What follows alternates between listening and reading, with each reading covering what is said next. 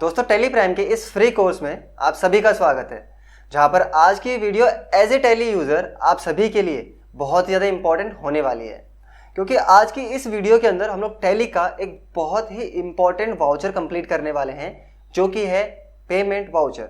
अब जैसे कि आपको पता है कि हम लोग टेली के अंदर अलग अलग वाउचर्स में अलग अलग एंट्री करते हैं, यानी रिसिट के अंदर अलग करते हैं, कॉन्ट्रा के अंदर अलग करते हैं, परचेज के अंदर अलग एंट्री करते हैं, सेल्स के अंदर अलग एंट्री करते हैं। और ये सारे वाउचर्स हम लोग ऑलरेडी सीख चुके हैं। अगर आपने ये वीडियो मिस की हुई है तो आप डिस्क्रिप्शन में जाके उन वीडियोस का लिंक देख सकते हैं। मैंने वहाँ पे डिस्क्रिप्शन में लिंक दिया है, वहाँ से आप इन सारी वीडियोस को वॉच कर सकते हैं और सभी का यूज़ समझ सकते हैं। बहुत ही आसान भाषा में मैंने समझाया है कि किस तरीके से इन वाउचर को हम लोग टेली के अंदर यूज़ कर सकते हैं।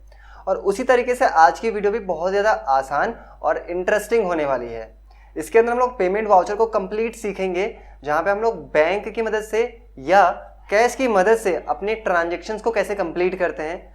अगर हमें किसी को कुछ अमाउंट पे करना है तो वो हम कैसे करते हैं। अगर हमें रेंट पे करना हो, सैलरी पे करना हो, मेंटेनेंस एक्सपेंसेस देने हो, एडवर्टीजमेंट एक्सपेंसेस देने हो, इस तरह की काफ़ी सारी पेमेंट्स हमारी होती हैं, उन्हें हम लोग पेमेंट के अंदर कर पाएंगे। पेमेंट के अंदर अगर हम नहीं कर पाएंगे कुछ, तो वो क्या है, वो है परचेज की एंट्रीज।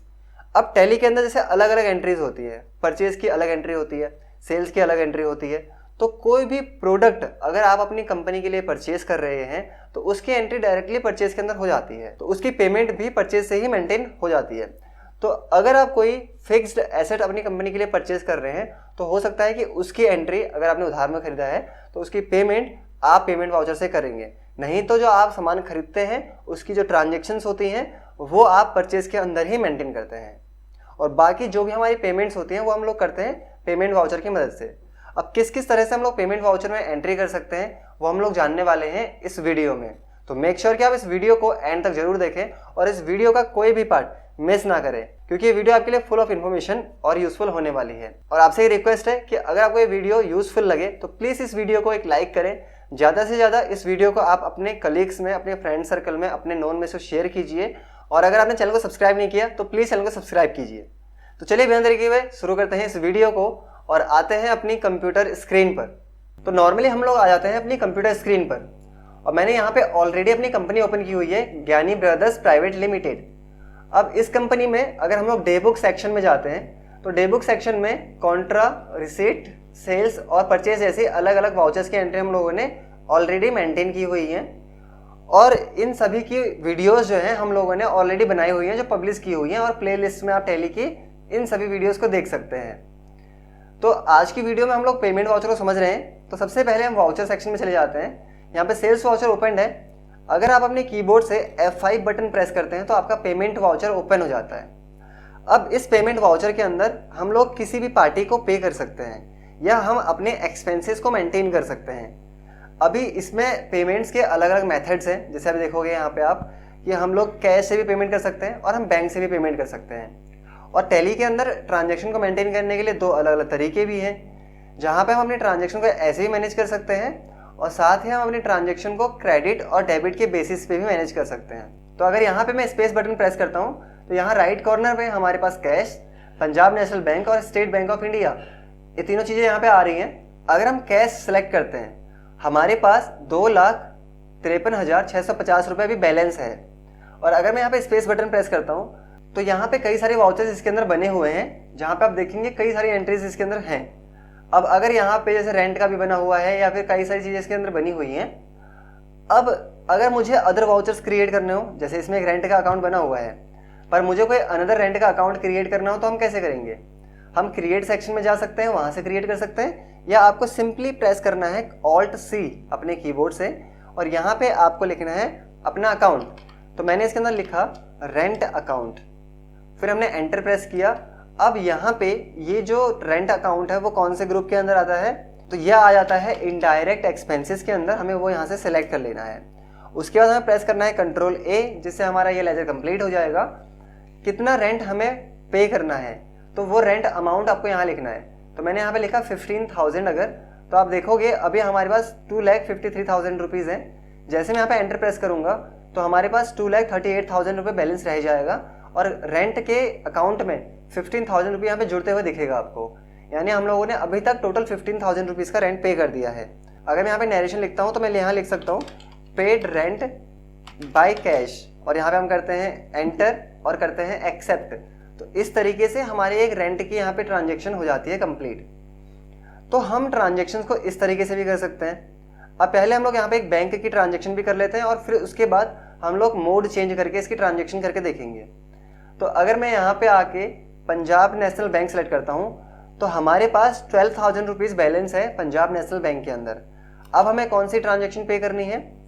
अब जैसे कि हमारी कंपनीज में काफ़ी सारे एम्प्लॉयज़ हैं और मुझे उनके लिए सैलरी पेमेंट करनी है, तो सैलरी पे करने के लिए मेरे पास क्या होना चाहिए? एक लेजर क्रिएटेड होना चाहिए। उसके लिए हम लोग क्रिएट सेक्शन में जाएंगे और यहाँ पे हम लोग एक लेजर बनाएंगे जहाँ पे मैंने लिखा सैलरी ऑफ एम्प्लॉयज़। तो यहाँ पे आके मैं एक लेजर क्रिएट कर लेता हूँ। ये भी हमारे इनडायरेक्ट एक्सपेंसेस के अंदर आएगा, तो हम कंट्रोल ए कर देते हैं। हम यहाँ पे 50,000 रुपये सैलरी के लिए पे कर रहे हैं। तो अभी आप देखेंगे कि मेरे पास तो 50,000 रुपये है ही नहीं। तो जैसे अगर मैं यहाँ पे एंटर प्रेस करूँगा तो आपका जो पंजाब नेशनल बैंक है वो यहाँ पे 38,000 रुपीज़ इस तरह से माइनस में चले जाएगा। तो यानी कि हम लोग ये ट्रांजेक्शन यहाँ से नहीं कर सकते। तो हम बैक स्पेस प्रेस करते हैं और ऊपर जाते हैं। यहाँ पे मैं बैंक चेंज करता हूँ स्टेट बैंक ऑफ इंडिया। तो स्टेट बैंक ऑफ इंडिया में भी हमारे पास इतना बैलेंस नहीं है कि हम लोग ये ट्रांजेक्शन यहाँ से कंप्लीट कर पाए। तो हम एंटर प्रेस करते हैं। तो मैं अमाउंट यहाँ चेंज करता हूँ। मैंने यहाँ पे लिखा 20,000 रुपीज़। जैसे मैंने यहाँ पे 20,000 रुपीज़ लिखा, अभी आप देखोगे कि स्टेट बैंक ऑफ इंडिया के अंदर 4,000 रुपीज़ अभी भी पॉजिटिव अमाउंट शो कर रहा है। यानी कि हमारे पास स्टेट बैंक ऑफ इंडिया के अंदर टोटल बैलेंस था 24,950 रुपये का। जब हमने यहाँ पे 20,000 रुपये की ट्रांजेक्शन लिखी एम्प्लॉय सैलरीज में, तो उसमें यहाँ पे 20,000 रुपये इसमें ऐड ऑन हो गए और यहाँ से वो 20,000 रुपये डिडक्ट हो गए। अगर हम यहाँ पे एंटर प्रेस करेंगे तो ये बैंक की एलोकेशंस आती हैं, आप इन्हें एंटर करिए और यहाँ नरेशन में इसकी ट्रांजेक्शन डाल सकते हैं, जहाँ मैं इसके अंदर लिख सकता हूँ paid salary of employee by cheque. तो ये हमने यहाँ पे आके ट्रांजेक्शन लिख दी, एंटर किया और किया एक्सेप्ट। तो ये ट्रांजेक्शन हमारी यहाँ पे हो जाती है। अब ट्रांजेक्शन्स के मोड्स भी होते हैं चेंज करने के। अगर आपने पिछली वीडियोस देखी होंगी तो उसमें मैंने बताया था किस तरह से हम लोग मोड चेंज करते हैं। तो मोड चेंज करने के लिए आप यहाँ देखोगे राइट साइड में यहाँ लिखा रहता है चेंज मोड, जिसके लिए शॉर्टकट की होती है यही वाली कंट्रोल एच। तो आपको ये प्रेस करना है यहाँ पे। इसके बाद डबल एंट्री या सिंगल एंट्री दोनों में से कौन सा ऑप्शन सेलेक्ट करना है? आपको डबल एंट्री सेलेक्ट करना है। जैसे हम लोगों ने यहाँ पे डबल एंट्री किया तो आप देखोगे यहाँ पे पेमेंट सेक्शन के अंदर अब वो जो यहाँ पे अकाउंट शो कर रहा था वो शो नहीं हो रहा, बल्कि यहाँ DRCR में हमारी एंट्रीज होंगी पर्टिकुलर्स के अंदर, जहाँ पे कई सारे स्टूडेंट का ये डाउट रहता है कि उनकी कंपनी में DRCR की जगह शो हो रहा होता है बाय और टू। जैसे कि मैं अभी आपको यहाँ पे करके दिखाता हूँ। और यहाँ पे वो होगा कैसे? आपको यहाँ राइट कॉर्नर में एक ऑप्शन देखने को मिलेगा कॉन्फ़िगर का। तो कॉन्फ़िगर पे भी आप क्लिक कर सकते हैं या फिर अपने कीबोर्ड से आप F12 बटन प्रेस कीजिए, कॉन्फ़िगरेशन खुल जाएगा। कॉन्फ़िगरेशन खुलने के बाद यहाँ पे देखोगे जनरल डिटेल्स के अंदर आपको पहला ऑप्शन देखने को मिलेगा use credit debit instead of by two. अगर मैं इसको नो करता हूँ और कंट्रोल ए करते हैं तो आप देखेंगे यहाँ बाय लिखा आ गया। और वहीं पे अगर हम लोग F12 करते हैं और इसे यस करके रखते हैं तो हमारे वहाँ सेक्शन में DRCR लिखा आता है। अब डेबिट और क्रेडिट आप समझिए, मैंने आपको फाइनेंशियल अकाउंटिंग के अंदर पढ़ाया था कि हमारे जो एक्सपेंसेस होते हैं या फिर हमारे जो लॉसेस होते हैं वो हमेशा डेबिट होते हैं, और हमारे जो भी प्रॉफिट्स होते हैं और हमारी इनकम होती है वो हमेशा क्रेडिट होती है। और इसी तरीके से मैंने आपको बताया था कि कैश हो तो कैश जो होता है अगर वो बढ़ रहा है तो डेबिट होता है और अगर वो घट रहा होता है तो क्रेडिट होता है। सेम लाइक बैंक के अंदर अगर अमाउंट बढ़ेगा तो वो डेबिट होगा और अगर बैंक से अमाउंट कटेगा तो वो क्रेडिट होगा। पर्सनल, रियल और नॉमिनल के 3 रूल्स मैंने आपको फाइनेंशियल अकाउंटिंग के अंदर पढ़ाए थे।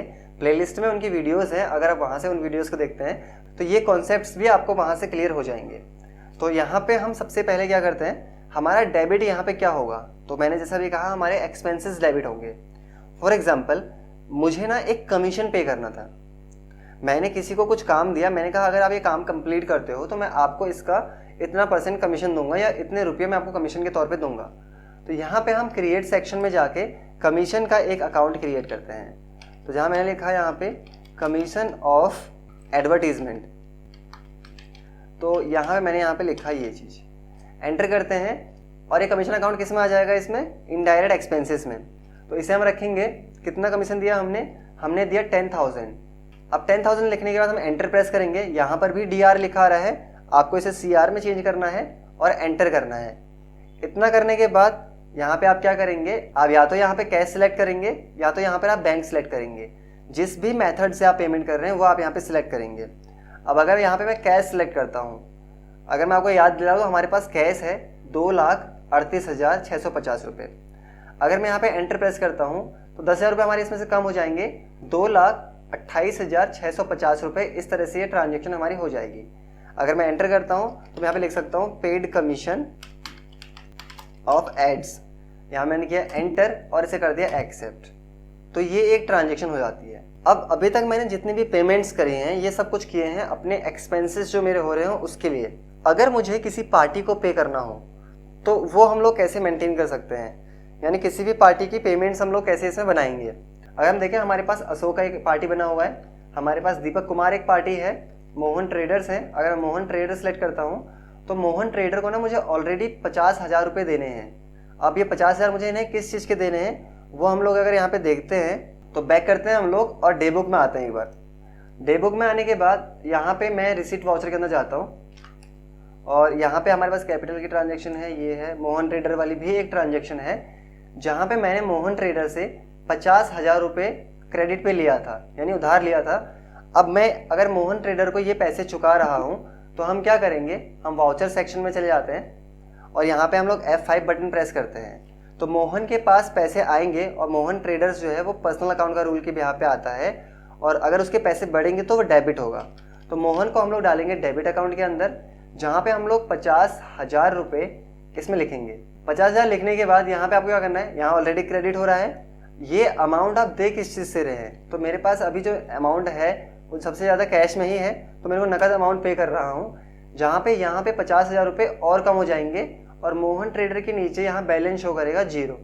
तो इस तरीके से हम लोग पे कर सकते हैं अपनी किसी भी पार्टी को। अगर हम लोगों ने उनसे ऑलरेडी उधार ले रखा है तो वो पेमेंट हम कर सकते हैं। तो यहाँ मैं लिख लेता हूँ paid amount to Mohan traders,